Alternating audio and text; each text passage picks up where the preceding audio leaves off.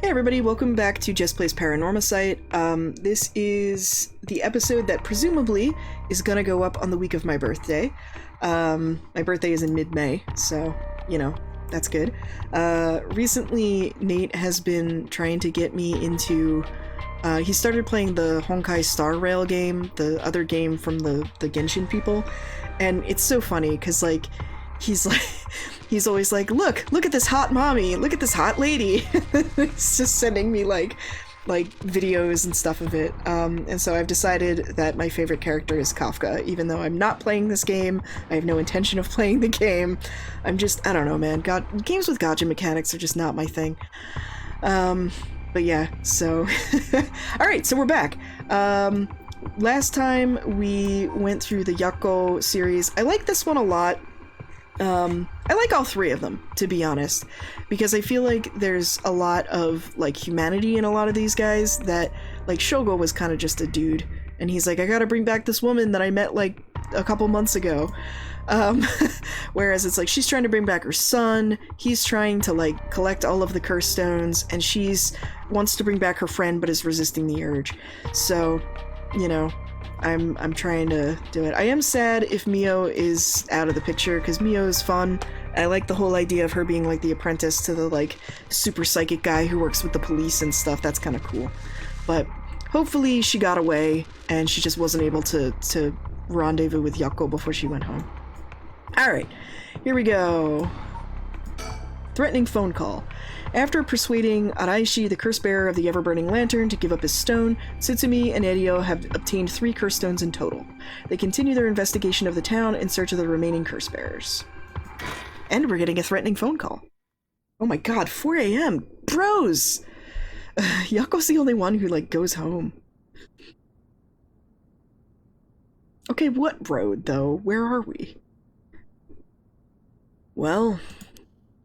with this, we'll have visited every place connected to the 7 mysteries. This is the last spot, huh?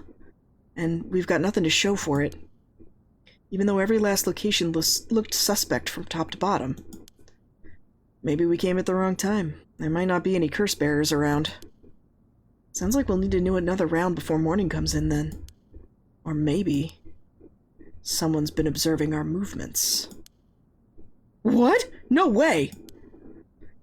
It's just a thought. Either way, we should check out this last place. Let's hope...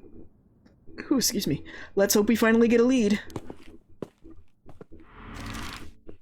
Ah, we're going to Kinshibori Park last. Okay. I think there's a burb here. So hopefully it lets me look around. Unless you can only find the birds as Hadoué.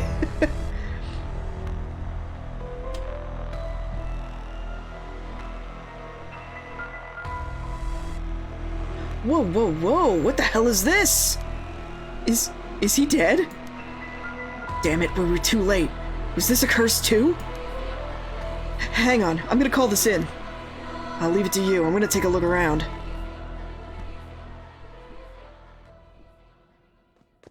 Sorry, Shogo, you're unsavable.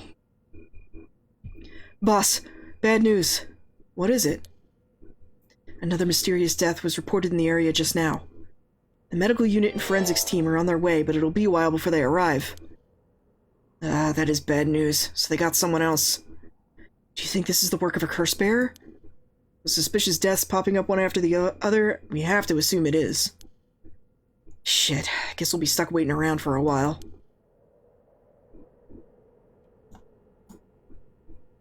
I can't interact with you.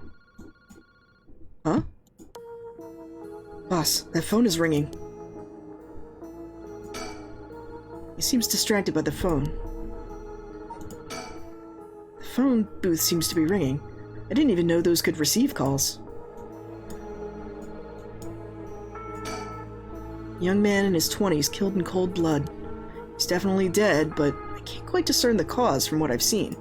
There are no obvious external wounds, but what is that leaking from his mouth? Water? Oh, because it technically drowns you. I see. I checked the surroundings earlier. There were no signs of a curse bearer or any curse echoes around. Ringing the phone is the only sound cutting through the quiet park. Okay. Burb. Burb. No burb? Damn it. Maybe I can only find them as Harué.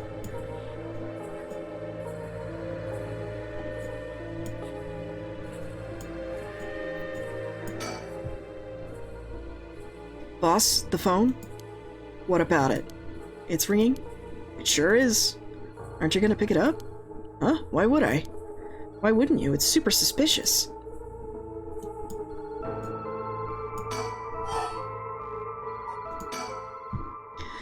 Well, better go check it out. You're right, but be careful. It could be a curse.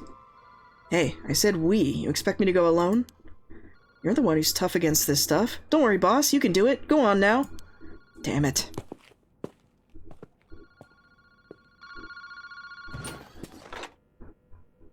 Hello? Kinshinbori Park phone booth. Evening, Detective Tsutsumi. How are things looking out there? Who is this? I finally got him. The real deal. Detective Tetsuo Tsutsumi himself. Ah, wait. That's Chief Inspector Tsutsumi now, isn't it? You've come a long way since we last met. I asked you to identify yourself. Man, have you forgotten already, after all the time we spent together?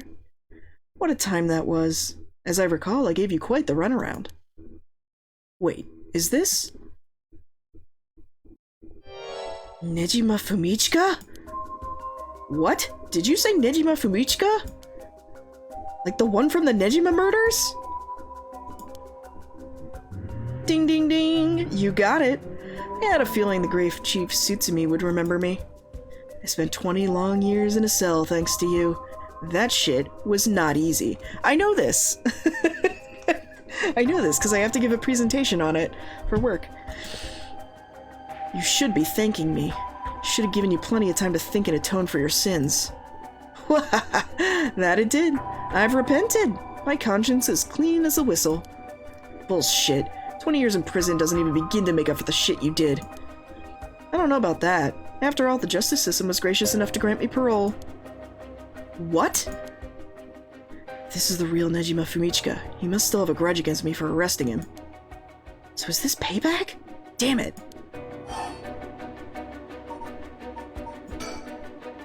What's your goal? Now, you gotta understand. I've repented, seen the light. I've been a good boy ever since I was granted parole. Even got myself a job. I've been real serious about walking the right path. Well, that's very nice. Keep it up. But it was no good. When the opportunity arose, it was impossible to hold myself back. I knew I had to give you a little token of thanks, or I'd never truly be able to have a fresh start. Do you get what I'm saying? No, thanks. I don't need anything. No need to do that for me. Just try and live a quiet life. Oh, it's no hassle. No hassle at all. It would be too easy to just kill you, to tear you apart. But that wouldn't be very satisfying. Certainly not after 20 fucking years of waiting. That's a long time to nurture a grudge. You fucking bet it is. I let it gnaw at me, grow inside of me. I thought of nothing else. All that time I played model prisoner, endured the harassment those asshole guards threw at me. And I did it all for you, Tsutsumi, so please just accept my deepest and most sincere feelings. Sorry, but I'm afraid I don't feel the same way about you. Shut the fuck up! That attitude of yours is why I'm saving you for last. What are you planning? Whatever it is, bring it on. I'm not running away. I just told you I'm not coming for you yet. Pay attention when people talk, shithead. You see, this time I want you on your knees, weeping in despair and begging me for mercy. Wow, oh no, I'm so sorry, dear Nejima. Please forgive me. I won't do it again. Shut the fuck up! This is exactly why I've always hated you so fucking much. It was worth a shot. Did you really think that would sate me, asshole? You must be crazy. Well, then we're both crazy. We've got so much in common, we should be friends. Enjoy cracking your jokes while you still can. I'm gonna kill everyone you care about, one by one, till there's no one left. Sorry to disappoint, but I'm a lone wolf. I don't have anyone like that in my life. Boss? What about me? Or wait, are you just trying to protect me? There's not a single person you care about? Wonder what your sweet daughter would think if she were to hear that. fucking dare, I'm warning you. Oh, very nice. This is more like it. She's living all on her own now, isn't she? Attending university and all. Such a good girl. Oh, wait, maybe his daughter is, the weirdo art student. Oh my. Don't tell me she just happens to live in Honjo. What? She does? No, forget it. This isn't funny, asshole. I'm gonna find you and make you pay. Ah, I love it. Keep going. I want to hear you lose your mind. It's music to my ears. Fuck you. I look forward to chopping up your precious daughter. It'll be just like old times. I won't let that happen. Okay. How did you know where I am? It's my favorite part. The sound of confusion in your voice. It's to die for.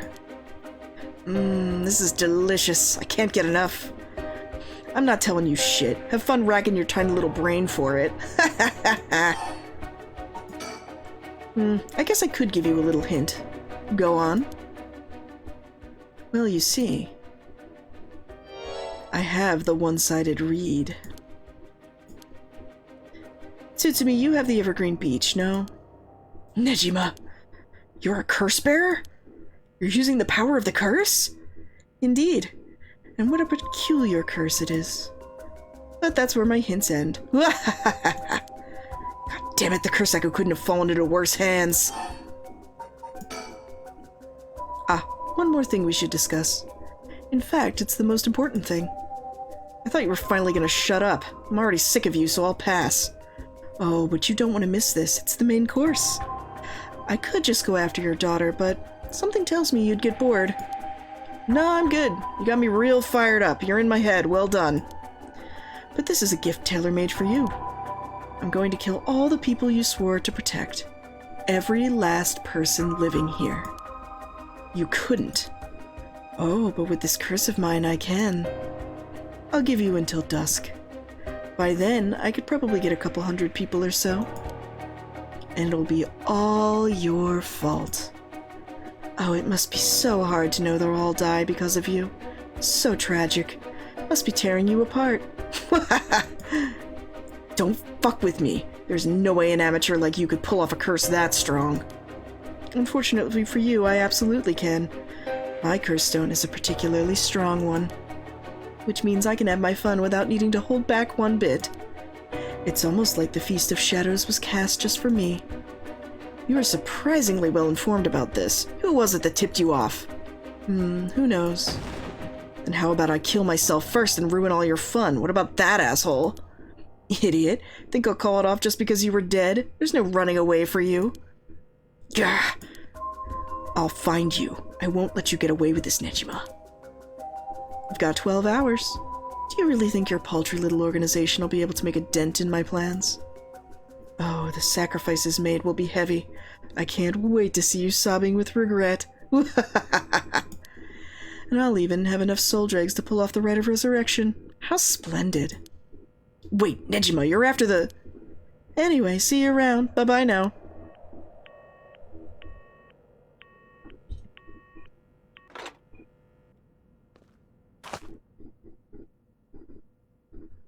Boss! Erio, did you catch all that? Nejima, what's he planning? Who knows? For now we need to find him and get him into custody. Send word to HQ. The fact that the 7 mysteries are wrapped up in this is going to make things tricky. You mean with Nejima being a curse bearer? Just our luck, really. Couldn't have been a worse guy. Sounds like his curse will be able to kill a whole lot of people at once. I'd like to avoid getting our investigators caught in the crossfire. We'll use them to find out where he is, but then we're going in alone. We should try to collect as many curse stones as we can before then. Let's hurry. Aye aye, boss. Later, it was reported that a total of 3 suspicious deaths were discovered that night. Nejima's threats, along with the curses, were kept secret from the general public. Ooh, I'm digging this music. However, the Honjo serial killings still made international headlines following the death of police officer Yoshimi Hajime. At Tsutsumi's request, a large-scale investigation was launched into Nejima Fumichika's whereabouts. Tsutsumi and Edio themselves spent the rest of the night looking for curse bearers in the area, but their search ended in vain. And with that, the curtain closed on that cursed night. 12 hours to sunset.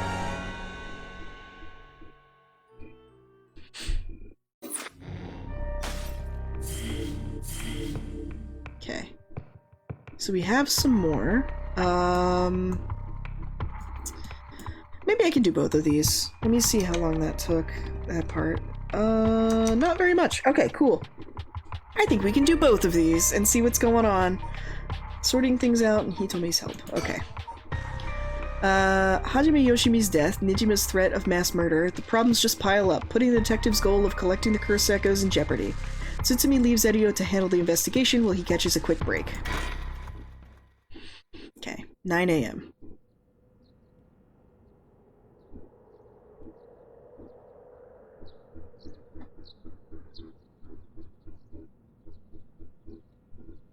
Actually, did we get any new files or anything? We did, okay. Okay, Kohei is an English teacher, aw man, and a homeroom teacher for Class 2C at Komagata High School. He was seen alone with Okuda Hitomi in a classroom late at night by Yako and Mio. Kohei was an honors student and top of his class back in his high school days. The apple of his parents' eyes, he was placed under immense pressure to attend first-rate university. The family's plans came to naught, however, when the pressure caused Kohei to sink into a deep depression and fail his entrance exam. Even at the university he was able to enter, Kohei struggled to keep up with his classes, leaving him a vain but wounded young man. Kohei never aspired to be a teacher, but figured it was the least he could do with his talents. He considers his students to be beneath him and largely looks down on them all. Okay.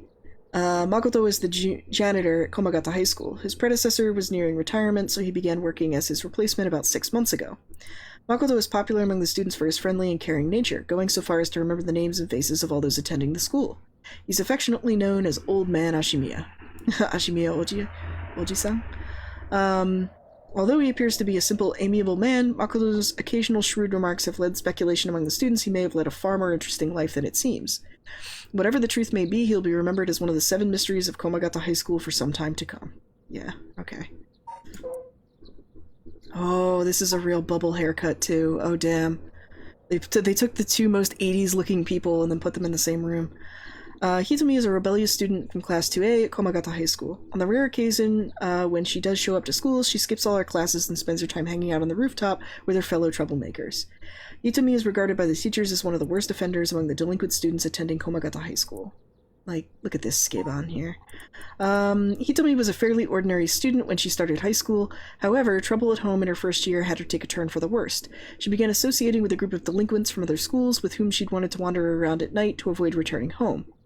Warnings from teachers about dress code and conduct violations have fallen on deaf ears, with Hitomi going on reactionary rampages around the school with her friends, breaking windows and disrupting classes. Aw, this reminds me of my first junior high school I taught at. I miss those kids.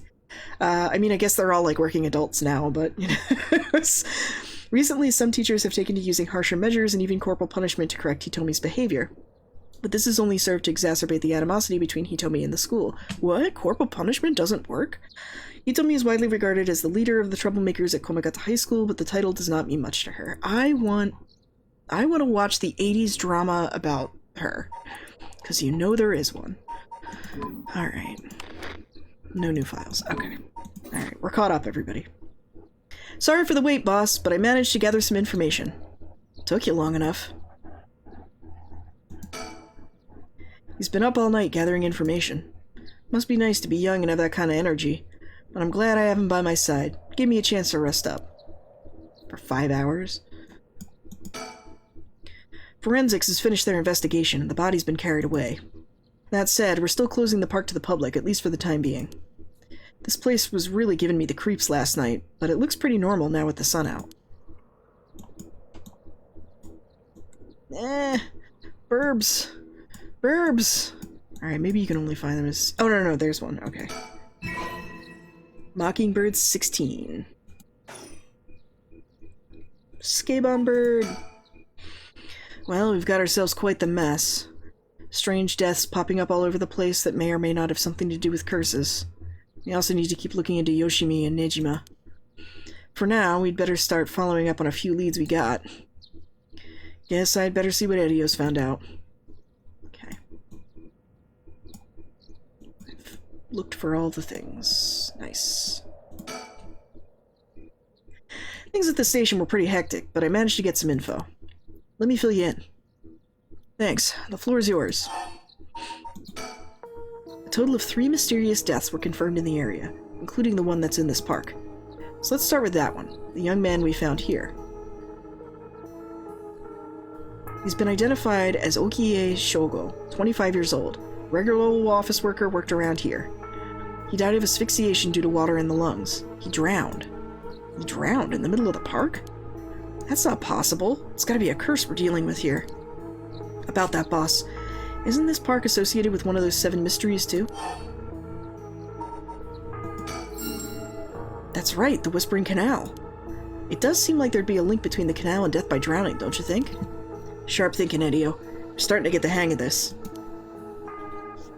So, let's assume they're related. What's next? Before that, the body of a woman was found behind a residential complex in Kamezawa.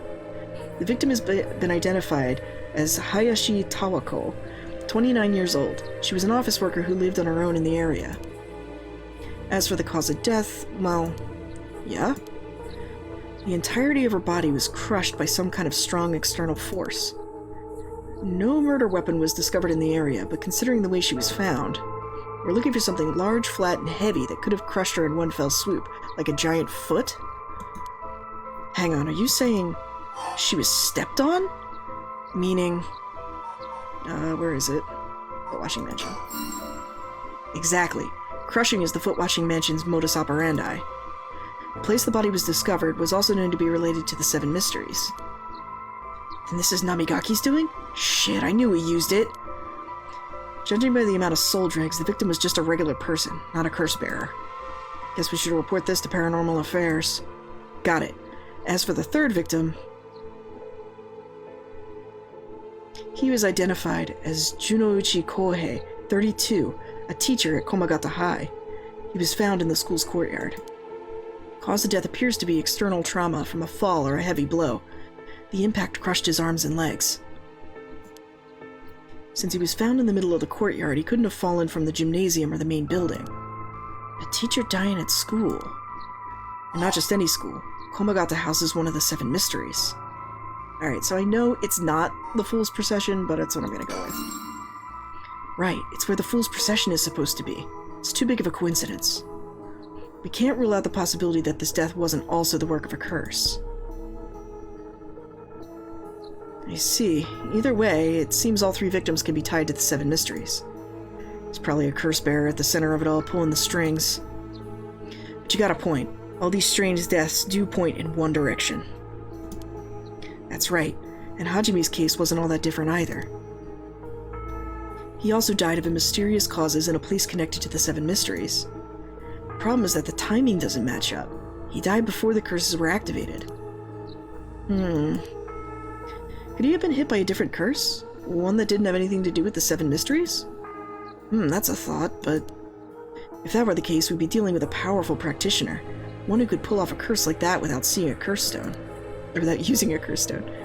There aren't many people in this day and age who could pull off something like that. Oh, really? I see. I don't know too much about that stuff. I'd be more surprised if he did.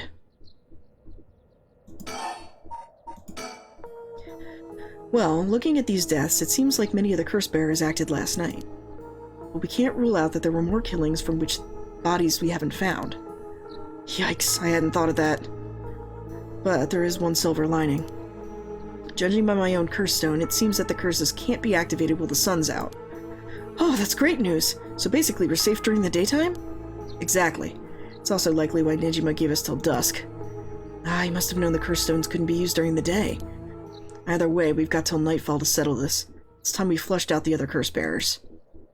Aye aye, boss, let's do this. At the moment, we only know the identity of 4 curse bearers, you included. Namigaki Yutaro had the foot-washing mansion, and Araishi Hideki had the ever-burning lantern. We've got both of their curse stones. And then there's Nejima, who claims he has the one-sided reed. Yeah, that about sums it up. We better figure out who the remaining 5 are quick. How should we go about looking for them? There's no point in searching blindly without a lead. Let's focus on other things for now. Who else do we have? We have Harue, Yoko,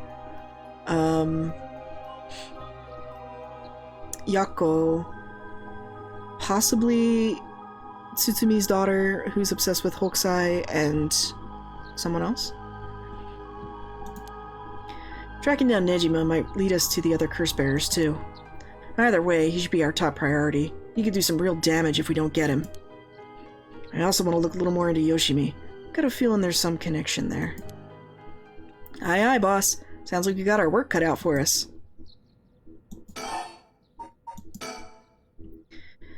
I asked around Sumida Commission's Community Safety Bureau, where Yoshimi was stationed. Seems like he was investigating the apparent suicide of a girl named Shiraishi Michio. Ah, yeah, I heard about that. He was trying to determine whether it was really a suicide, looking into the height of the building and the force of the impact, her wounds, all that. He must have suspected some kind of foul play, because he ordered a full investigation. But it had already been deemed a suicide, and his superiors told him not to go stirring things up. Huh, what was the evidence? Well, according to the report I found in his desk last night, the body was found at the foot of a building a ways from the road. There was no evidence of vehicular collision, so it was ruled a suicide, but he thought there was more to it? Yeah, a truck or another flat-faced vehicle traveling at high speeds could have inflicted similar damage. In other words, sometimes a traffic accident can look an awful lot like a fall. So there's a chance it wasn't a suicide. What a terrible way to go. There were no brake marks on the road, meaning it would have been a hit and run. The vehicle would have hit her without slowing down at all. This is turning into quite the grisly case.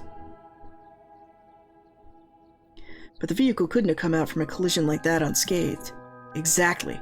So I asked Traffic Bureau to keep an eye out for any vehicles with frontal damage. But I haven't heard back from them yet. I don't think they're looking very hard.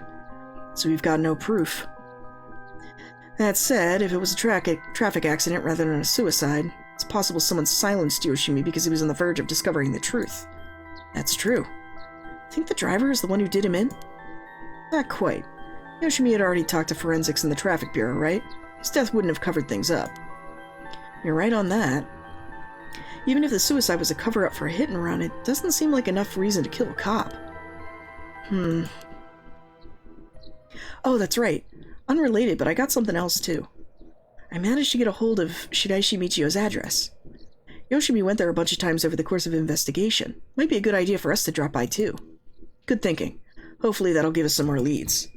Alright, let's move on to the next topic. Remember the girl Yoshimi met with the day he died? One Okuda Hitomi? Community Safety didn't have any contact information for her on hand. Not even an address? Well, they had her parents' information, but when I called, they said they hadn't heard from her in a month. Lots of family issues from the sound of it. Even said they didn't want anything to do with her anymore. That said, she still goes to school once in a while, so we might be able to find her there.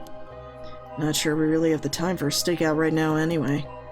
But she could be a key witness. Can't have the community safety tracker down for us? We can ask, but it might be tricky to get it done today. For starters, Komagata High School is closed today. Ah, because of the teacher that died. That's right. Alright, but if it's not something we can do today, we may have to forget about it. Let's move on then. I got some information about Yoshimi's fiancée from Community Safety. Her name is Chozawa Mayu, 27 years old. She works as a beautician in the area. Look, I even managed to get a picture of her. She sure is a beauty. But... oh boy, here it comes. But what? Community Safety hasn't been able to contact her since Yoshimi died. Not by phone or at her house. In other words, no response. Dead silence. There it is. Can't things just be easy for once? It's definitely starting to look suspect. Crime of passion, perhaps? It's fairly common for people to be killed by a lover or a spouse. But Yoshimi was well-liked, and they've been together for over 10 years. You never know. Things could be different behind closed doors. I guess so. We'll have to consider the opposite scenario, too. Could be the same person who was out for Yoshimi is out after his fiancée as well. She could be in danger. You're right. Either way, she's important to the case. HQ already has people looking for her. We'll know as soon as she's found.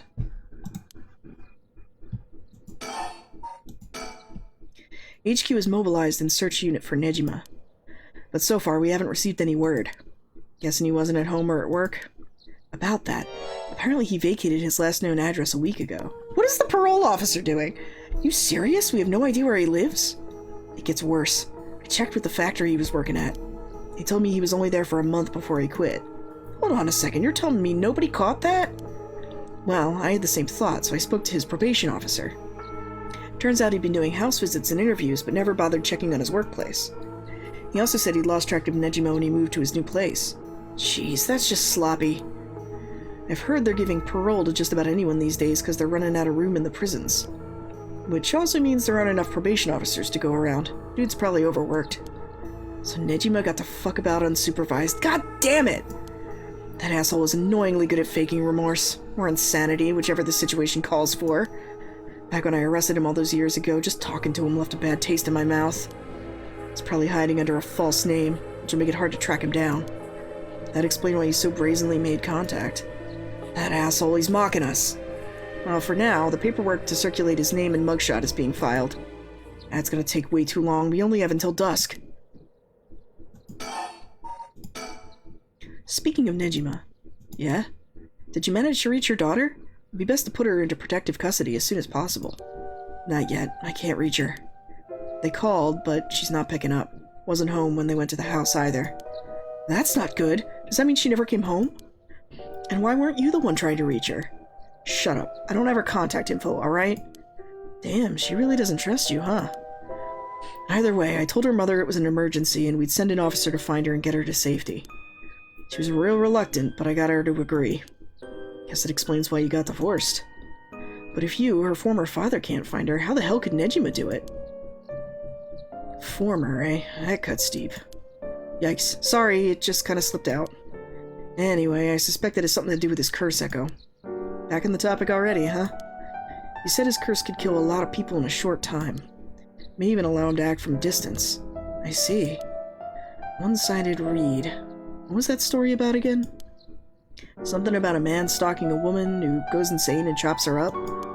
Ah, right. One of the more gruesome of the 7 mysteries. As for Nejima's whereabouts, all we can do is throw more people at it till we find something. I'll check with HQ frequently to see if they've got any updates. And that's about it. Shall we continue our investigation? We can go to Komagata High School to look into Hitomi Okuda or Michio Shiraishi's house and find out more about her. There's a lot we need to do, but not a lot we can do. This ain't looking good. We're gonna run out of time if we don't do something. Gotta keep moving. Okay. God, I love this, like, 80s buddy cop drama noise. Okay, so, I thought it was gonna give me a choice of where to go, like with, Shogo, but nah. Alright, I want to check in with everybody. It's my birthday week. Let's make it fun. Oh, hold on a second. Okay. Alrighty. Let's check in with Haruo, and life can be tough, and then we'll go down here and we'll go to Hitomi's help. Okay.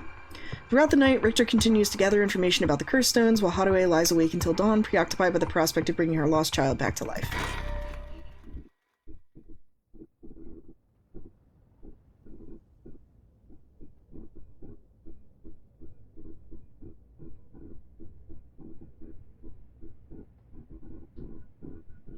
Good morning, ma'am. How are you feeling? I'm fine.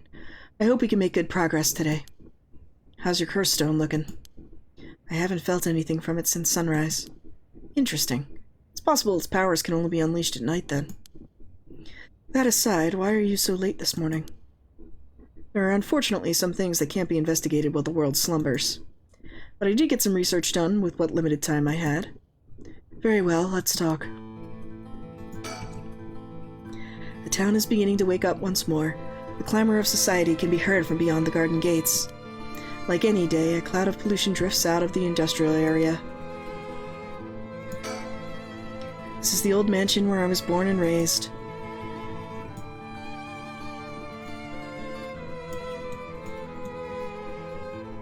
Bird. No bird. Oh well. He's looking a bit tired. He must have been up all night investigating. By the way, there's something I wanted to talk to you about. And what's that? Our current plan, to steal the curse stone, it's already absorbed soul dregs, but I'm wondering if it would suffice to not steal, but instead negotiate with a curse bearer and have them use the right for our purposes. Oh? I mean, I suppose that would accomplish the same, but do you think it's possible? So long as we offer compensation, it might prove much easier than you'd expect. Compensation. Cash, for instance. It wouldn't be off the table for a family as rich as the Shigimos, would it? Of course. Why, any amount would be fine if it get the job done. I won't let monetary matters lead me to regrets the way it did back then with the ransom. Okay, with that option on the table, let's figure out our strategy. Do you have a curse bearer with whom we can negotiate in mind? Not yet. Surprisingly, it seems other curse bearers haven't been that proactive about collecting soul dregs. Did you see the news this morning? No, I haven't. Overnight, 3 mysterious deaths were reported in this area. They've yet to announce the identities of the bodies found, but they've been nicknamed the Honjo serial killings. It's garnered quite some attention on the streets. Oh my. Only 3. That's what I thought. Even if the victims were curse bearers, it's just 1 or 2 wouldn't be enough. And for what those curse stones are capable of, the mere 3 victims seems a little on the low side. With this little activity all through the night, the curse bearers must be a cautious bunch. What's holding them back? Are we not all after the power of resurrection? There may still be some undiscovered victims, but doesn't seem like anyone has gathered enough soul dregs yet. We might have to step up some bait to spur them into action. And then we offer them the deal. None of the curse bearers seem very proactive. I wonder if this situation could be what the mastermind who kicked it off intended. Now that's an interesting theory. You think there's someone behind this all? You mentioned hearing an agonized voice telling you to kill when you first obtained the curse stone. It doesn't sound like a coincidence to me. Someone agitated the curses in this area on purpose, and they were likely after the rite of resurrection as well. So you're thinking this person is not one of the curse bearers? You've got a sharp mind, ma'am. Though it might seem obvious for the mastermind to be a curse bearer and collect soul dregs if they were after the rite, this would be very risky, since as a curse bearer they themselves would become a target. So it'd actually be more convenient for them if curse bearers moved less aggressively. That's right, but despite that, they've been inciting the curse bearers to commit murders. Why? Let's consider this. What if the mastermind isn't trying to collect soul dregs themselves? You mean their intention was also to steal the souls while the other curse bearers compete with each other from the start? Sitting back and observing from the sidelines is the safer course of action, which is why I figured it best for us to attempt the same strategy. So, how should we do it? There's still reason to suspect the mastermind could be a curse bearer themselves. To be honest, I want to keep my distance from whoever it is. There's no telling what kind of power they might possess. Whether our aim is to negotiate or steal, we'll have to outpace the mastermind in making contact with the other curse bearers. How do you suppose we do so? At this point, all we can do is search. If there's a mastermind inciting the curse bearers to collect soul dregs, can we be sure there is even a rite of resurrection? Good question. The rite could be nothing but a myth fabricated to spur the curse bearers into action. Seeing it might be for naught, do you want to give it up, ma'am? Never. Understood. After all, we'll never know the truth unless we see it for ourselves. But we'll have to do it without using the curses ourselves. By the way, I met a few people who seemed like potential curse bearers last night. I did some investigating into all of them, but I only managed to get detailed information on 2. You're quick. I suppose that's to be expected from an investigator extraordinaire. I appreciate the flattery. First, there's Tono Ayame, the girl we talked to before, though she isn't a curse bearer herself. She's a student attending Tokyo University of Art. She currently lives alone in an apartment near Midoricho Park. You even determined her address. You're not one to be underestimated, Mr. Investigator Extraordinaire. I called every single university with ukiyo-e in the curriculum, pretending to be her parent. Went around to check on her place the way here. Doesn't seem like she returned home last night. I'm worried she might have run into some trouble. Didn't you attempt to follow her last night? I'm embarrassed to say, but I couldn't. She shook me. Because she's the kid of a cop? I couldn't keep track of her. And here I thought you were an investigator extraordinaire. I'd like to learn more about her, but it'll take some time. She's planning to steal the curse stones just like us. It's best we act carefully around her. The next is a tall man who was dressed in black. I met him near Kinshincho. He stood out the way he was dressed. I managed to get some good info on him. Impressive. What can I say? He works as the secretary to Hihaku Soap's chairwoman. I believe his name is Yumioka Takumi. The Hihaku Soap's headquarters and factories are both located in Honjo, correct? Yes, they've been here for a while, but it's only the past 10 years that the company's shown significant growth. I remember seeing the chairwoman on the news a few years back. She seems to be very shrewd. With the increase in sales, I assume she'd want her factories running at full capacity. With the harsh restrictions against industrial waste, a lot of the factories with older equipment had to be shut down. That's right. Even 10 years ago, there were many complaints about chemical plants dumping waste into the river. Most companies back then were more concerned with making a profit than protecting the environment. As opposed to now? Wonder what a man working for such a company would have been up to in the middle of the night. On the way here, I stopped by the company's headquarters, but they hadn't started for the day. I should have better luck later. Let's hope you will. Perhaps they're interested in seeing if the right would be beneficial for their product research into beauty and skincare. Ha! Now that's an interesting thought. I ran into one more suspicious young man last night. This one seemed to be out collecting soul dregs, right? Indeed. I couldn't get a good look at him, though. I couldn't gather enough intel to properly identify him. Well, that's a shame. But I can make an educated guess. Oh. You know the researcher who discovered the ancient text on the Rite of Resurrection? The one that lives near here? His name is Ryaishi Hideki, and the man I met was very similar in stature. Oh my, even he is involved. How awfully suspect. Considering his background, couldn't he be the one who initiated the whole affair? I think it's possible, yes. Which is why I decided to refrain from making contact with him for the time being. Safety first. Understandable. Of course, I want to learn more, but this isn't the right time to focus on him. I prefer to ascertain who else is a curse bearer. First, I'll return to Hihaku Soaps and see that man in black. Their headquarters are down on South Warigesui Street. I learned something new about the criminal involved with the kidnapping. It concerns the serial killings. There was a body found at Komagata High School. The person was identified as a schoolteacher. His name was Junoichi Kohei. Do you think he was a curse bearer? Not sure. It's possible. But regardless, this means two people who knew the truth about the kidnapping are both dead. Just when we were getting somewhere. If it isn't enough to make me give up, of course. Still, we don't know anything about Michio Shiraishi's residence. It'd be wise to pay it a visit. Understood. In addition to the 3 victims associated with the Honjo serial killings, there's Shiraishi Michio, who reportedly committed suicide, and the police officer who died at former Yasuda Gardens. If strange deaths continue occurring like so, they're bound to inspire strange rumors. But those last 2 have nothing to do with the 7 mysteries, no? It's true, both occurred a week before this accursed situation began. Still, can't be ruled out. It's possible the mastermind was involved even with those killings. How? What if there were preliminary steps to awakening the 7 mysteries' curses? Can we really assume they're related just because of the timing doesn't match up? Unrelated, Gomen. Or rather, the police officer's death is so baffling it'd be easier if it were connected to these curses. The victim wasn't the type to be caught off guard so easily. You seem to know a lot about this. I suppose we weren't strangers. My personal feelings might be wrapped up in this one too. I see. If you were to investigate this matter more, you might get a lead on the mastermind. You're right. If we wish to focus on the mastermind's identity, this would be a fine starting point.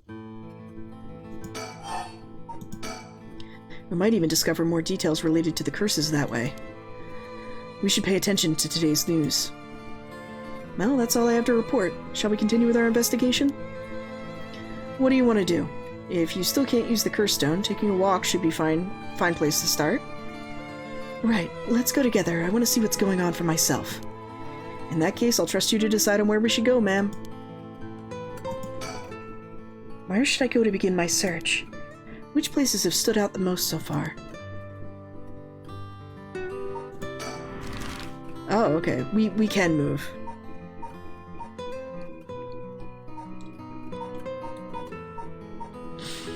I say we go here first.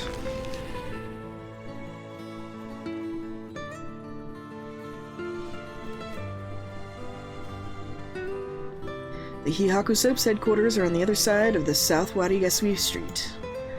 They were closed when I visited this morning, but it appears things are up and running now. So an influential person at Hihaku Soaps is potentially a curse bearer. Richter proposed we use money to negotiate for the curse stones. We could hardly outbid a large corporation if it came down to it. He tells me he barely slept last night, and yet he seems brimming with energy. Was I too resilient at his age? Perhaps it's what sets apart a detective from the rest. First, I need to confirm whether Takumi is the man I ran into last night. Then I'll be able to determine if he's a curse bearer. It'll be better if I go inside the headquarters alone. You should walk around, visit a cafe for some tea, perhaps. To think a small soap-making company could grow so much in a short time. They have factories and warehouses throughout the area now. You can see why the director and now chairwoman Yamamori Natsue is called the Queen. You mentioned that Takumi works as her secretary. That's correct. Do you think it's possible he's acting on her orders? That's exactly my thinking. A curse bearer with both money and power could certainly look at resurrection as their next prize. Negotiating with a person of that stature may prove difficult.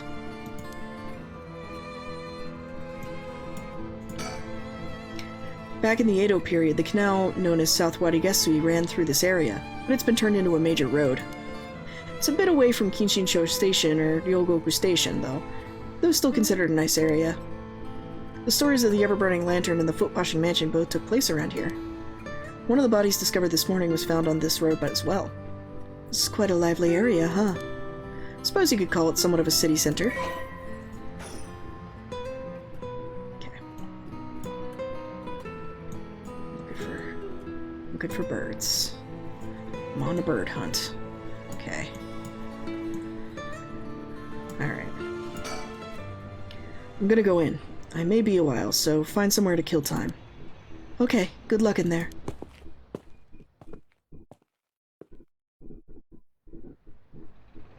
Sorry to keep you waiting. How did it go? I'll fast forward to the conclusion. I met with Takumi. There's no doubt he's the same man I saw last night. But it doesn't seem like he's a curse bearer. But that doesn't mean he has no connections to the recent curses.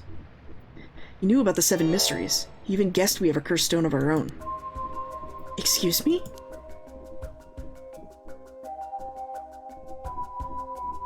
I tried to approach Takumi about the fallen item after I ran into him last night, however.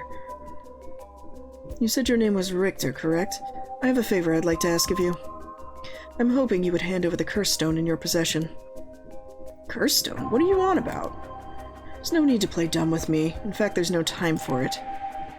I had all the same reason you did to think you were a curse bearer last night. And your arrival here only confirms it. You are a curse bearer, no? You're right. We lack time. I'll confess, I am a curse bearer. I possess the curse stone of the haunting clappers. I'm glad to hear the truth. Finally, this conversation is worthwhile. It is a dangerous item you hold. Give it to me. My company will take responsibility to dispose of it. I don't know the soap business specialized in scrubbing curses clean. It is the prerogative of Ms. Yamamori. Is that so? Assuming you've obtained the curse, Assuming you've obtained the curse, you understand the power it involves, no? Ms. Yamamori possesses supernatural powers akin to those of a god. She also has a deep love for this land, having transformed it from the pile of dirt it once was to the home of our headquarters. She cannot stomach the fact it's now the site where these curses run rampant. So, you're telling me the Queen of Hihaku is a real-life witch? She wouldn't appreciate being called that, mind you. There's a sorcerer by the name of Suigen Gamyodo who's gallantly working behind the scenes, exorcising spirits and the like. Go on. That being so, there have already been instances of the dead coming back to life. Do you understand the urgency of this matter? These are curses we're speaking of, tools which are used by wicked beings to possess people. The rite of resurrection is nothing but a fabrication meant to seduce the curse bearers into unspeakable action. If you truly understand what I'm talking about, you must hand over the curse stone at once. Very interesting. With that said, just how many curse stones have you acquired so far? If what you tell me is true, surely the company would have launched a large-scale investigation by now. We have 6. 6? Whoa! I can rest at ease then. And here I thought I was at the risk of being cursed. It seems we are on the same page. If that is the case, you should hand over your curse stone immediately. I'm sorry to disappoint you, but it's not actually in my possession at the moment. Considering its importance, I've been keeping it in hiding. Really now? Then I'll accompany you. Will you retrieve it? I'm sorry, but I've got something important to attend to. But I promise I'll return with it later. Very well. Then you won't refuse to provide your address and telephone number, I presume? How prudent of you. I'll oblige.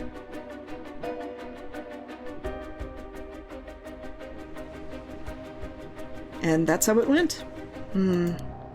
So they aren't after the right after all.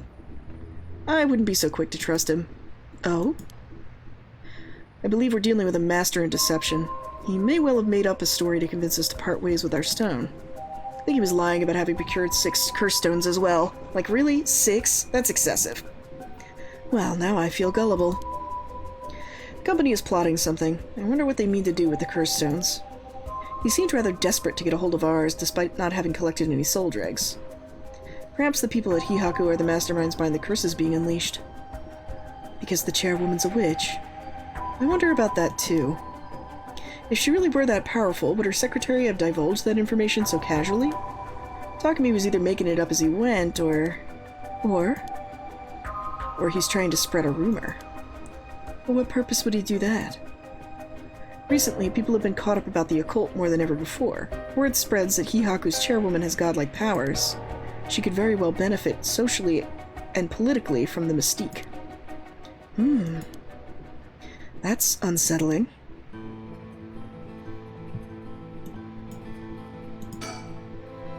We should avoid Hihaku for the time being. It'll be a pain if I have to deal with Takumi again. Okay. By the way, there's one more thing of interest I heard while in the company's reception lobby. And what's that? People were discussing whether one of the bodies found this morning was that of a Hihaku employee. Really? So as long as the officials haven't revealed the identity, it all amounts to no more than speculation, though. Despite that, I have reason to believe Hihaku Soaps is deeply involved with the 7 mysteries. At the very least, I can assure you I've gathered that much. The more we know, the better our negotiations will go. Meantime, we should be off somewhere else. No reason to stick around here any longer. Alright, let me... Okay, we still have a little bit of time. How interesting that the Queen of Hihaku, or the witch, whatever she is trying to get her hands on the rite of resurrection. It's like some kind of dark fairy tale. Regardless of what is or isn't true, we must stay one step ahead. I like how these guys are just shooting in the dark. Like, Tsutsumi has a background with the Paranormal Investigation Unit, Mio is connected to the Paranormal Investigation Unit, Hadue and freaking Richter are just like, I don't know, we're going based off intuition, baby! Okay, Awarigesui partitioning ditch refers to a waterway dug down the middle of a road so as to divide it. There's a lot of these in modern-day Japan. Usually you just refer to them as, like, suido, though. At the dawn of the Edo period, the Honjo district was a little more than a collection of suburban rice farms. As the area became more developed, South Warigesui was excavated in order to drain rainwater into the Yokujiken River to the east. Though it served the people long and faithfully, it was converted into an underground culvert at the beginning of the Showa era. In the present, no trace of it remains on the surface, but the street that bears its name. Hihaku Soaps. Hihaku Sekken Kabushiki Gaisha. Chemical producer that ranks 4th largest in the domestic detergent department and 7th largest in the cosmetics department. From its humble beginnings as a small soap factory established after the war in 1946, founder Yamamori Natsue utilized her feminine perspective and a well-timed economic boom to boldly lead the company into new markets. Even as the market grew crowded with industrialization of Sumida City, the company continued to expand, digging its roots deep into the area. In particular, it established itself as a household name by focusing its brand toward the rapidly expanding convenience store market. Its flagship products now include cosmetics, detergent, soap, shampoo, and more. The company's name Hihaku can also refer to kasuri, a type of patterned fabric. Yeah, I was gonna say, I recognize these kanji. Okay, cool. Notes on Curse Bearers. Fool's Possession is Yako Sakazaki. Haunting Clappers is Harue. Evergreen Beach is Tsutsumi. Foot Washing Mansion was Namigaki, but is now Tsutsumi. One-Sided Reed is Nejima. Everburning Lantern was Araishi, but is now Tsutsumi. We don't know Beckoning Light, Taiko of Tsugaru, or Whispering Kanao we do know. It's Yoko, but these characters don't know that. Okay, Mockingbirds. Here we go. Number 20, baby. Or 16. Swanalope Swoost. Oh, love that. That's so good. Okay. Mayu. Mayu is a beautician, the fiancé of Yoshimi Hajime, a police officer with the Sumida Police Department. Mayu's current whereabouts remain unknown. Okay. Yamamori Natsue. Natsue is the former president of Hihaku Soaps, a large chemicals company. Though she retired from her position 2 years ago, presumably because she's in her late 60s, she still wields great influence over the company from her position of chairwoman. To clarify that, in Japan you have to retire at 65, you can no longer work full-time, so you can just do part-time stuff. Recently there have been rumors about her possessing strange and powerful magical abilities, earning her the nickname the Witch of Hihaku. Prior to the war, Natsue enjoyed working her dream job at a textile factory. She was forced to face the bitter reality of the world, however, when the factory was destroyed by a fire during the war, and she was ordered to rework the fabric she had painstakingly crafted into something more suitable for blue-collar work. Witnessing the rise of popularity of Western-style clothing in the post-war period, Natsue left the textile industry. However, a nod to her past can be seen in her company's name, with Hihaku being another name for kasuri, the type of fabric featuring patterns and images woven with dyed fibers. Having long been dissatisfied with the soap supplied at the textile factory, Natsue saw a business opportunity and set up her own small soap factory. Taking inspiration from imported soap brands, she developed new products which quickly gained a good reputation. Ever the shrewd businesswoman, Natsue ran an aggressive promotional campaign on TV featuring popular Japanese singer, rapidly turning Hihaku Soaps into a household name. I like that. Love that for you. Love that for you. We love to see a witch winning. Alright. Let's go to Midoricho Park, it's closer. Trot, trot, trot along the train line. We're here. This is Midoricho Park. Tono Ayame lives around here. She wasn't in her apartment when I dropped by this morning. I wonder if it's worth checking again. It seems picking up Ayame's trail is out of the question for now. Why did we even come here? This place is connected with the story of the Taiko of Tsugaru. Not only that, Katsuchika Hokusai's home was also in this area. Might be why Ayame chose to live here. Did we update our Hokusai thing? Kid over here.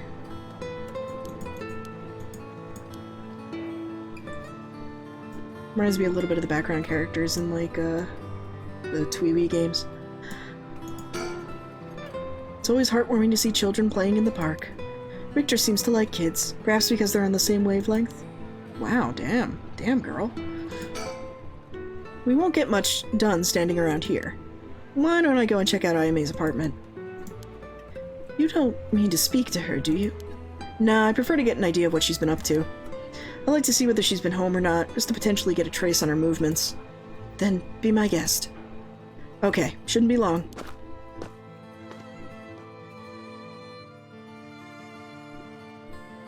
I'm back, ma'am. So, nothing?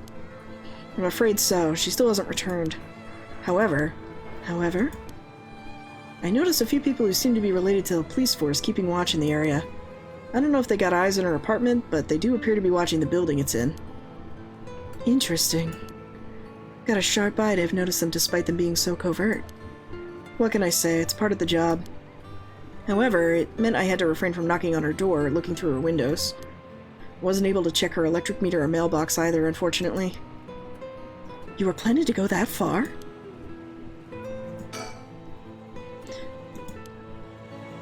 Well, I guess that's it. What a waste of time. We should move on quickly. Okay, so that basically confirms that Ayame is, Tsutsumy's daughter.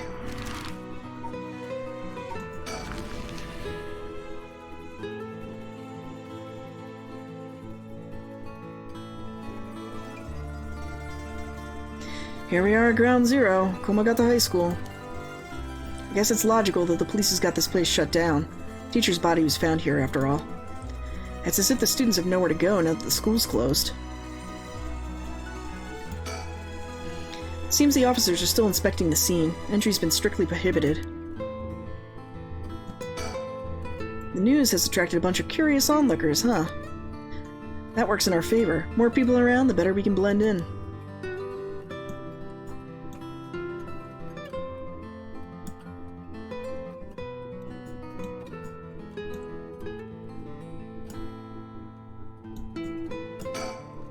He appears to be wary of those police officers. Maybe the police really do have something against private investigators, just like in those detective novels. 2 people have died. A teacher named Kohei Junouchi and a student, Shiraishi Michio. Is there anything else to be gained here? This place is said to be connected with the story of the Fool's Procession. Wouldn't be surprised if a curse bearer decided to turn up. However, I need to find out if that teacher was a curse bearer or not. I expect the police to be baffled, since they don't know about the curses. We can ask around and see what the students have to say. Alright, I'll go ask the students about Michio.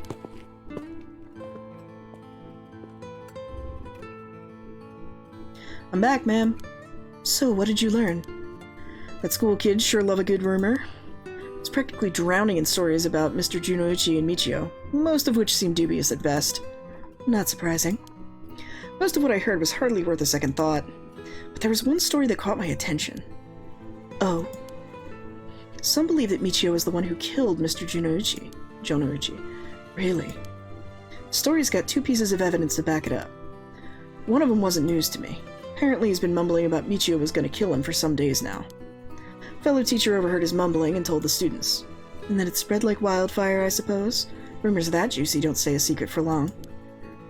As for the other piece of evidence, a pig-tailed girl in her school uniform was seen around the school late last night. Go on.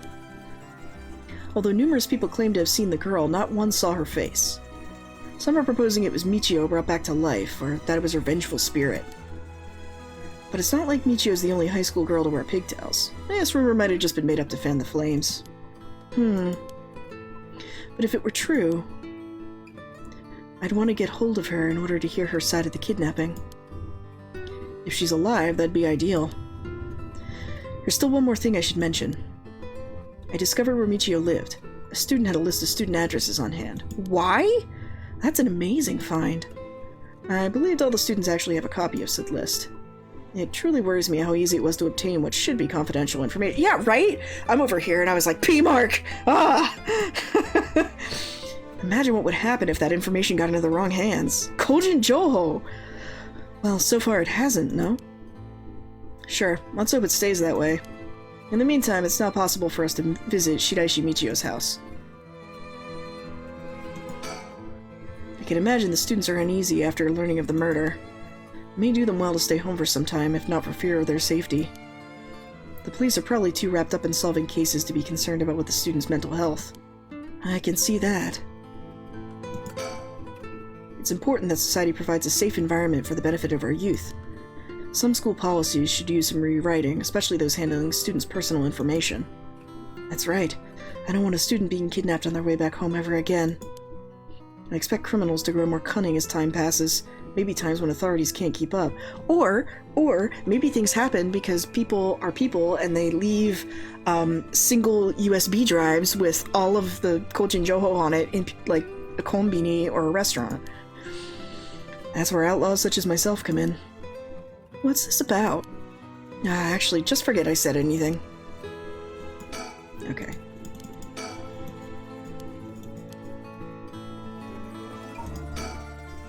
Michio's home. I'd expect her family might also be able to tell us more, but It's a hard topic to bring up so soon after her suicide. However, it's normal for a high school girl to keep things hidden from her parents, especially if it involves criminal activity.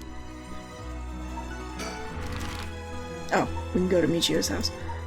Going to Michio's house.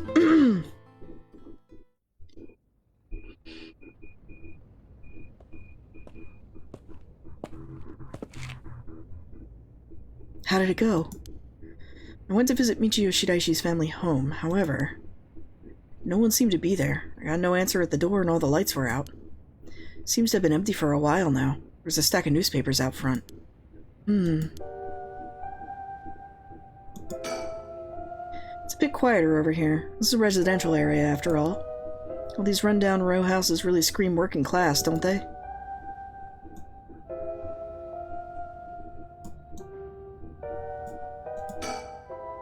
I don't understand why no one's come to this house even after Michio committed suicide. I wonder if this place is okay. I've never liked these messy and cluttered back streets. They give me the jitters every time. It's reassuring to have someone strong and tall as Richter accompanying me. He looks so unfazed. I suppose as detective he used to this kind of thing, always investigating and chasing criminals. I wouldn't be cut out for it. Social connections run deep in working-class areas like this place, so I decided to talk to the locals. I met a few nice old ladies who were kind enough to give me the scoop. Turns out the Shidaishi's reputation really went to the dumps in this past year. Is that so? I'll give you the quick summary. They moved here about 3 years ago. Their previous residence was in a better part of town. Michio's father died in a car accident, leaving behind just the two of them.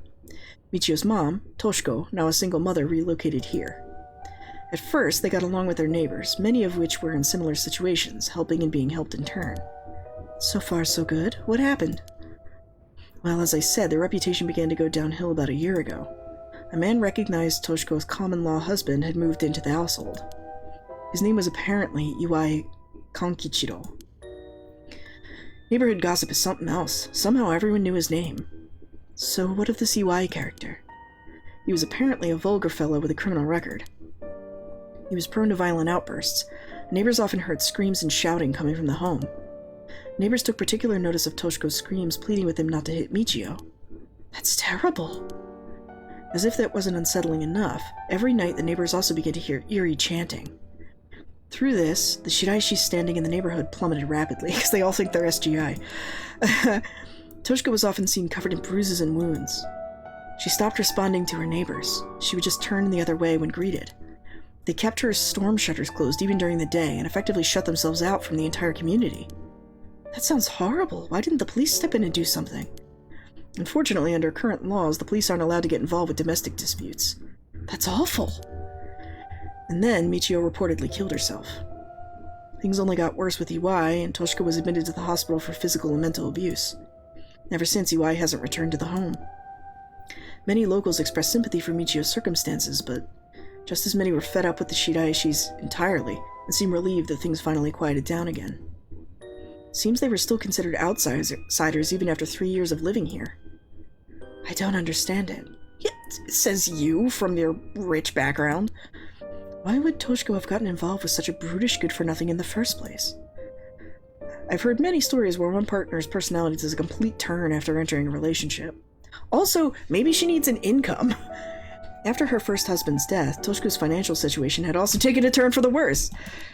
She was determined to send her daughter to a good high school. It's possible she fell victim to sweet promises. Life can be tough, I suppose. You don't seem moved by the story, ma'am. That's fine. People have all kinds of stories.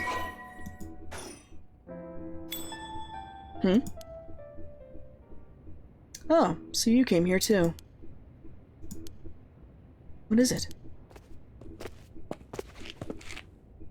Ah! Could you repeat what you know one more time for me, Richter? Alright, so these stories have converged.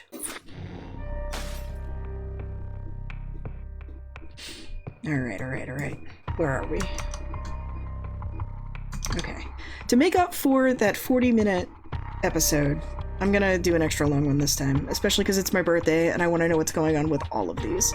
It's not actually my birthday when I'm recording this. I'm just, you know, I'm just being silly. Alright. He told me his help. Bringing her friend back from the dead means she'll have to pay the price. Yakuko makes it home safely, but still isn't sure how to proceed with her curse. She worries about Mio as the night passes.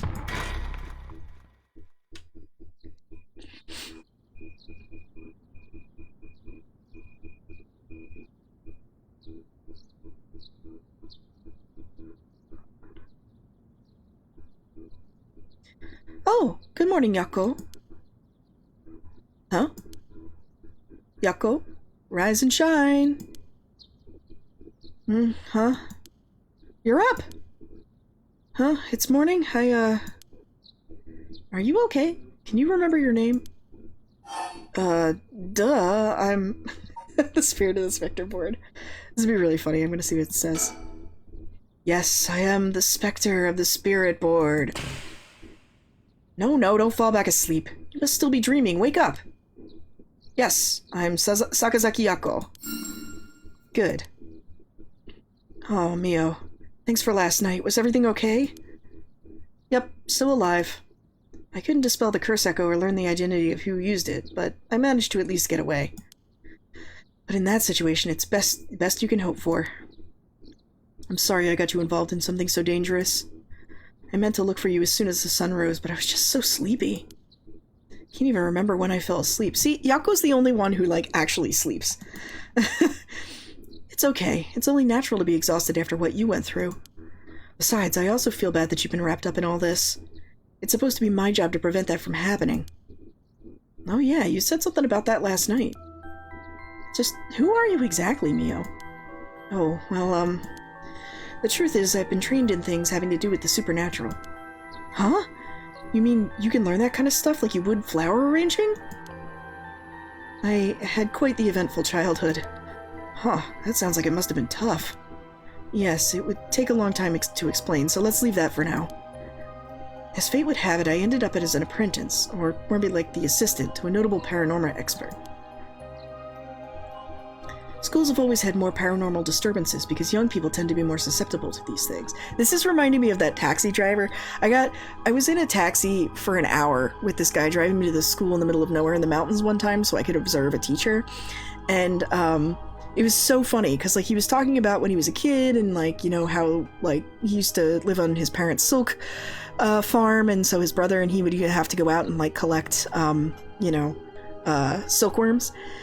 And then, apropos of nothing, we drive by a hospital, and he just goes, "Of course, hospitals are always haunted." And I mean, like, what can I say to that? But, like, yeah, totally. Makes sense. And I was like, well, what about schools? Why are schools always so haunted? And he's like, I think there's a lot of different reasons. Like, you know, it's a time of high emotions. Everybody more or less goes through the school experience. They spend a lot of time there.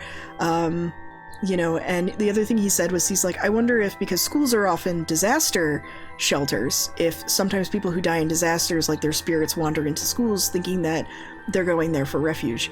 So it was very interesting. And then he told me all about his supernatural experiences. But we'll save that for another time. I'm sent to schools that may experience something paranormal and put a stop to it before it happens. Wow, that's amazing! So it's like a part-time job you do while also being a student? Yeah, this is my baito. Well, I do help maintain public order, but it's all part of my training, so I don't get any money. Oh, you got it rough then. But still, that's really amazing. You were so cool when you faced off against the evil spirit. I never know if I should be happy when you compliment me like that. But anyway, it's up to me to resolve any paranormal issues at school. And why I'm going to look into the cause of all this. But for now, let's head to school. Yeah. Oh, do you have your curse stone? Now that it's daytime, its power is diminished. I should be able to hold on to it. Want to give it a try? Right, I do have it, but... Yako? Is it really so wrong? Trying to bring Michio back, I mean. I can't approve of it. The rite may seem like a dream come true, but if it involves taking lives of other people, then... Yeah, true. I want to make sure this whole ritual ends without anyone getting hurt. That's what I believe, and that's what I'll put before anything else. I'm sorry, but is it okay if I hold on to it? Yako... I promise I won't use the curse no matter what. But maybe there's some other way. I just have this feeling that I shouldn't give up on the possibility just yet. That said, I'll help you. Even if it's to stop the curses. For the Michio that still exists within me, I'll settle things so we can move forward. I like how Mio just mugged the camera. Okay, but if you ever feel in danger, you can give me the curse stone at any point. Right. Thank you, Mio. Okay then, let's go. Is it because you don't want her to find out that there's soul dregs in there because you did kill the teacher? Because, like, it doesn't seem like the teacher was killed by the one-sided read.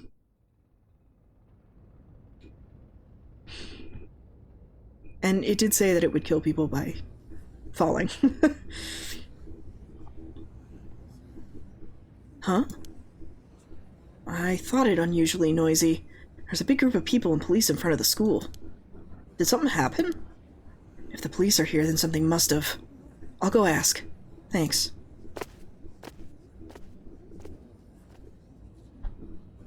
This isn't good. Huh? What happened? Don't panic, okay? The first teacher who came to work this morning found something. Okay. Mr. Jonouchi was found dead in the middle of the school grounds. What? They're closing the school for today. But that's not all. I didn't know this either since I didn't watch the morning news, but rumors are spreading that a number of bodies were found nearby. What? There's no way! Why? Could it be? Because of the curse? We don't know enough to say. From what I heard, Mr. Junouchi's body was in the middle of the grounds, but his body was covered in bruises like he'd fallen from somewhere high. Weird. Taking into account his unnatural death and the timing, it's very likely it has something to do with a curse. You're saying someone used their curse on him last night? It seems like it, doesn't it? But that's so scary. Yeesh. Curses really do kill people. And someone used it. Shh, keep your voice down, okay? What would happen if another curse bearer heard you? Eeh! Sorry. I wish I had a little more information, but they've locked up the front gate. Maybe we could sneak in through the back entrance. Hmm? That person over there. Isn't that Okuda Hitomi? You're right. That's unusual. Oh, but she was at school last night, too. She must know something about Mr. Jonouchi. Let's see what she has to say. Oh, Mio, wait for me!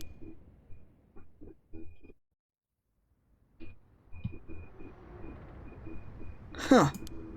So you're telling me the two of you were the ones at school last night? No sense hiding it, then. Plus, I owe you one, Mio. I'll tell you everything I know. Thank you. She owes you? Oh, yeah. Right before I transferred here, there was another bit of trouble. She gave me one of those, what was it? Oh, exorcisms. Huh, so that's what it was.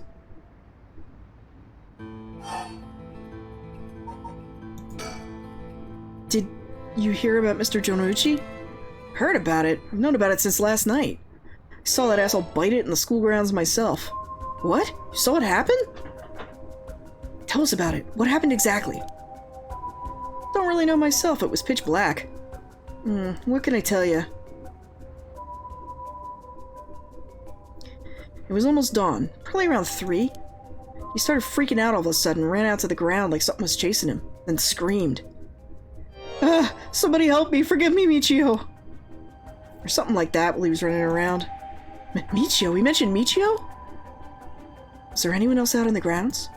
It was too dark to see from where I was.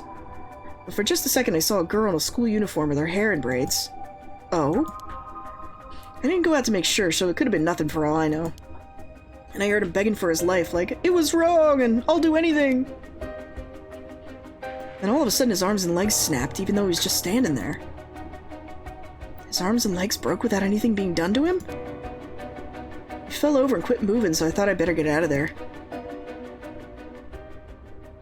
And then he croaked. That's all I saw. I see. But from what you've told us, it almost sounds like Michio's ghost chased down Mr. Junouchi and killed him. Hell if I know anything about that, I'm just telling you what I heard him say.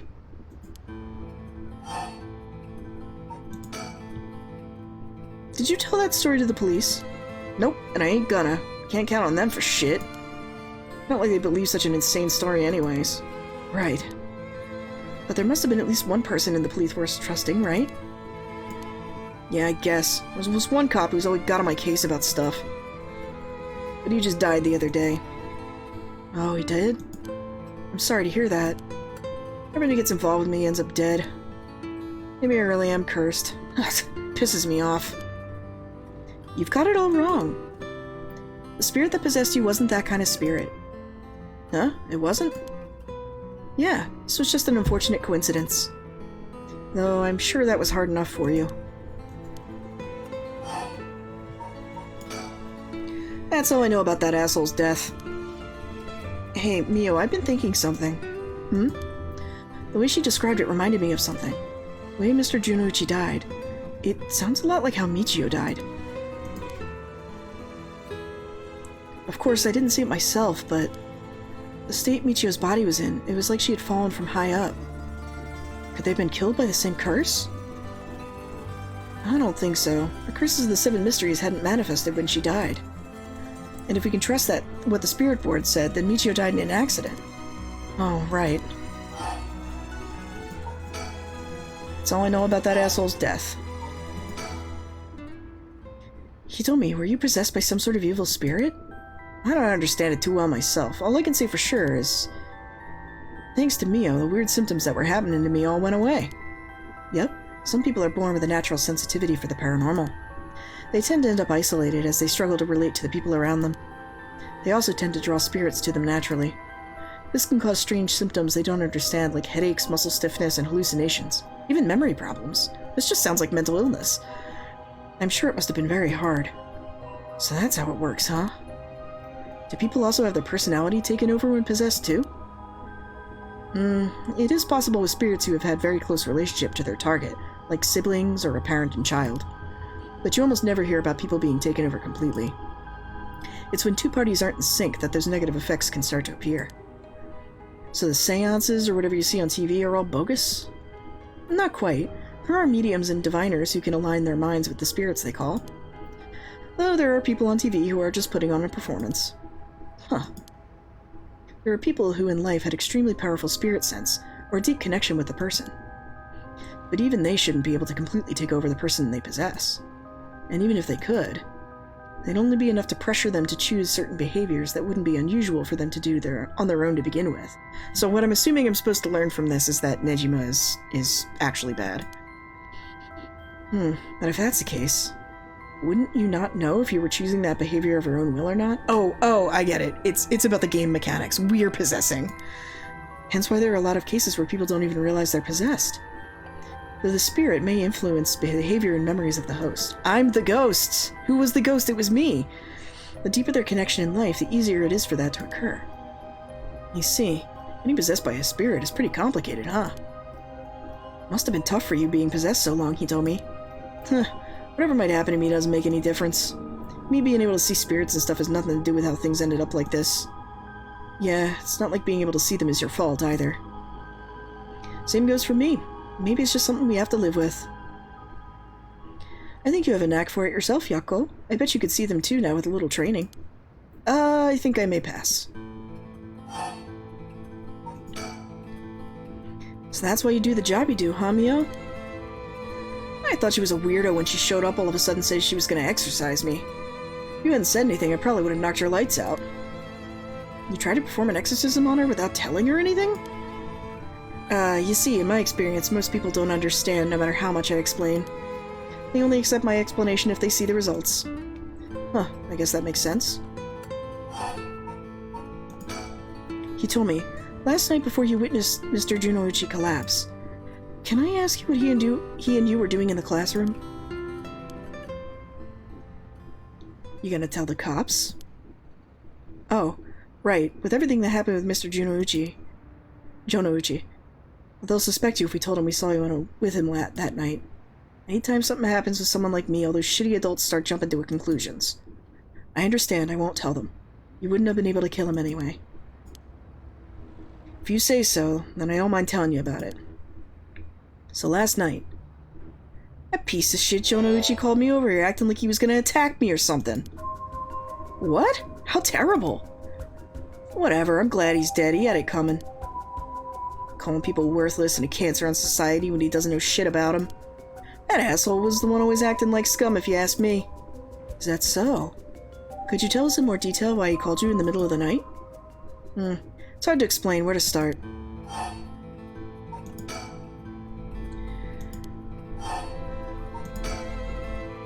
What did you mean by Mr. Jonoichi acting like scum? Was he doing something bad? You know Shiraishi Michio, right? The girl who killed herself? Huh? Michio? I don't know everything, but that creep of a teacher had some dirt on her. And he was using it to blackmail her. Call her up after school and make her do whatever he wanted. What? What do you mean when you say whatever he wanted? You don't want to know, Yako. I'll leave it to your imagination. Nothing that a couple model students like you would ever get involved in. No way, that's... How... What do you mean by dirt? I don't know anything about this. How could I not know about this? Yako, I know how you feel, but try to calm down. You got guts acting like you were a friend. Jonoichi really did a number on both Michio's body and soul. She probably felt she couldn't tell anyone, like she had to suffer alone. No, how terrible. Hitomi, how did you know about this? Just happened to walk in on it. I know the spots around school. People want to go and they want to stay out of sight. He ran off in a panic when I yelled at him asking what he was doing. Walked in on it. Couldn't just leave her alone looking like she was about to cry, so I stuck around for a bit. She told me everything that happened in whispers. Probably figured I wasn't the type to spread that stuff around. But she never asked for my help. She told me it was fine and keep it a secret. Michio, why? Probably thought she just had to grit her teeth till it was through. She was naive. I tried to tell her if you give guys like that an inch, they'll take a mile. She kept saying how it was her punishment. She was soft. No. Of course, Jonoichi didn't change. Kept on doing what he was doing. Don't understand either of them, but that's as much as I was involved. And then she killed herself. Nothing I can do about it now. He told me, if you knew about it, then why didn't you? You trying to say it's my fault? She told me not to say anything, and she told me it was fine. So what the hell more responsibility did I have other than what I already did? Yako, there's no point in blaming Hitomi. Michio, why?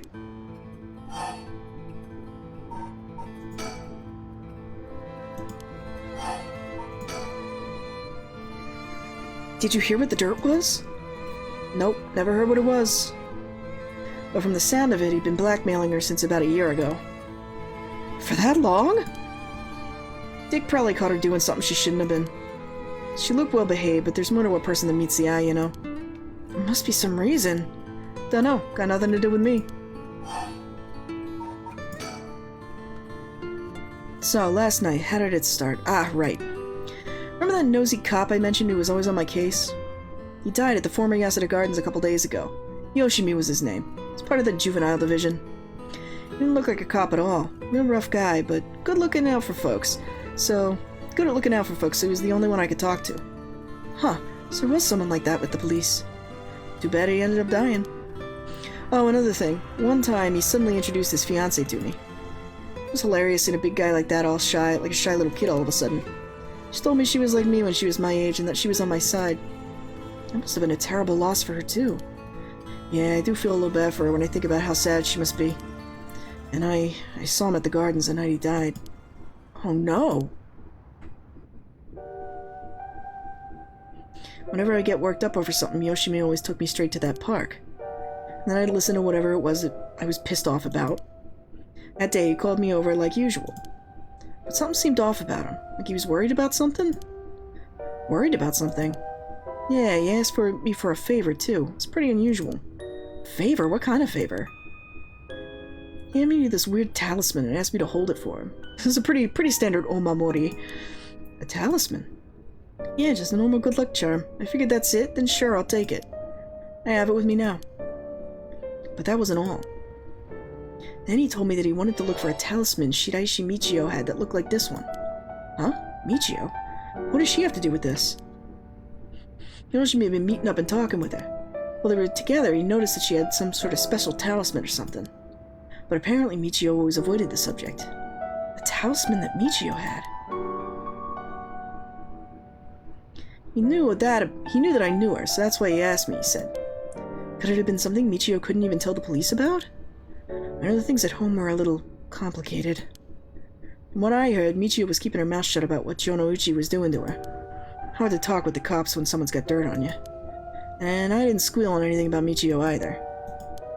Michio, what is it that had such a strong grip on you? So basically, Yoshimi didn't just have his eye on Michio, but her talisman too. But after she died, he didn't know where it ended up. So since I know her from school, he wanted me to look for it for him. Is there something special about the 2 talismans? I'm wondering why he gave it to you. Hell if I know.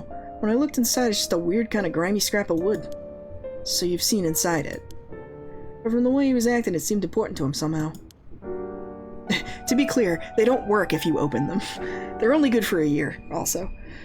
But to be honest, what he was asking me to do was such a pain in the ass, I figured he had to be serious about it. Oh, and since he died right after that...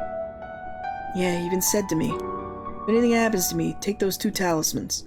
Give them to a guy named Nakagoshi at the police department. Knowing what I know now, he probably felt that something was going to happen to him. Huh? Nakagoshi?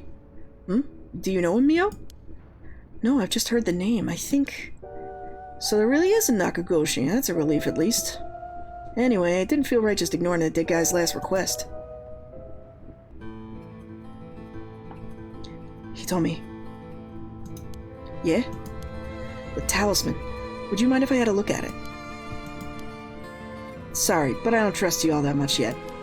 It's important to me. Oh, okay. So last night you were looking for the talisman Michio had? Yeah. And I figured that piece of garbage teacher would know the most about Michio. I asked him yesterday afternoon if he knew anything about a talisman. He gave me some cryptic response like, I can't talk about it now, come to the school tonight. And gave me the code to lock the back entrance. Seemed pretty willing to give it out, so I wouldn't be surprised if he's used it for secret meetings before. Yuck, I can only imagine. Climbed over the front gate to get in. So yeah, we met up in the classroom in the middle of the night. But nothing he said made any sense. Like that I was really Michio and stuff like that. Went on and on about how it was my fault, that if only I hadn't been around or something. And he grabbed hold of me, breathing heavily. Yeep! Were you okay? Yeah, that's right when you 2 showed up. I was able to get away while Jonouchi was freaking out. My gosh, good thing you got away! So it's really all thanks to you 2 I got away. But I ain't getting any info about the talisman, so the whole thing was sort of a bust. Afterward, I was wondering what you 2 were up to, so I hid nearby. And I saw you and old man Ashimiya talking, and then Mio showed up. Oh, you did? That's also why I saw Jonouchi come back outside and bite it. I see. So you were the only one here to look for Michio's talisman. I was dumb to fall for that creep Jonouchi's trap so easily. Could have gone a lot worse, but I lucked out. What you described does sound like Michio killed Mr. Jonouchi. She did have a reason to hate him after all. No way, you mean that was really her ghost? Like, for real? Those who die bearing strong resentment or regret can occasionally become spirits, either bound to a place or roaming freely. However, it'd usually be impossible for them to kill the living. Most don't have that kind of power. But it's possible they could possess someone close to them and act on those lingering regrets. Huh, wonder if that's what happened. Alright, then supposing that what the spirit board said is true, Michio's death was an accident, then she must have had some regrets. If she really hadn't given up on living, that is.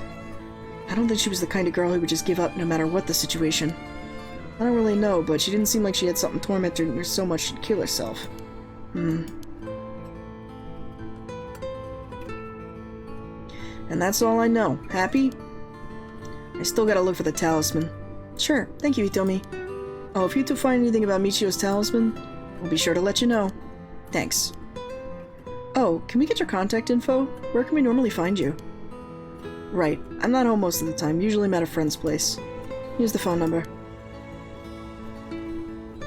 Thanks. We'll call her if we need to talk with you. And, what is it? You're easier to talk to than I imagined. I was kind of scared at first, but not anymore. Oh, shut up! You're the one who's avoiding me! Anyway, catch you laters. Don't die out there, okay? Thanks. We'll be careful.